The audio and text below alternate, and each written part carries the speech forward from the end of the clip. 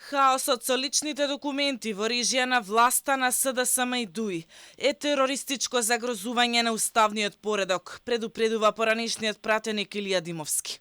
Тој алармира дека власта треба итно да смисли нова стратегија за граѓаните кои немаат лични карти, да не останат извисени без право на глас за престојните избори.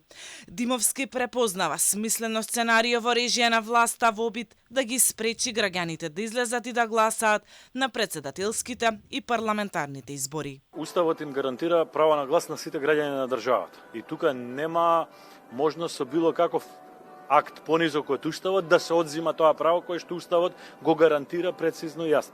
Секој обид, секоја манипулација, секој одложување на решавањето на овој проблем е тешко кривично дело и против изборите и против правата на граѓаните. Ова е терористичко загрозување на уставниот поредок, не е она што беше на 27. Според Димовски, овој потек на власта е и повеќе од очекуван, со оглед на рейтингот кој секојдневно е во слободен пат. Власта ќе мора да најде начин, не би сакал да верувам дека ќе си играат со вакви сериозни проблеми во обидот да спасуваат нешто. Нема спас, ќе паднат од власт. Нека биде тоа на достоинствен начин. За дополнителните проблеми во изборниот процес алармираше и техничкиот министер за внатрешни работи Панче Тошковски. Тој предупреди на сценарио за евентуален изборен инженеринг од страна на СДСМ и ДУИ.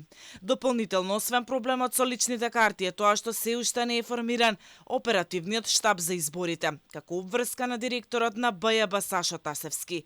Тошковски откри дека повеќе пати го барал тоа од него.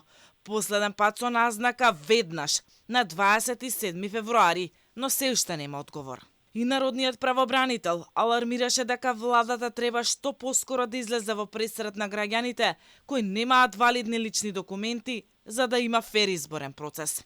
Инаку во текот на февруари се презакажани 125.000 термини, односно граѓани кои требале да се фотографираат во текот на летото. Добиле порака дека нивниот термин ќе биде порано од првично предвидениот.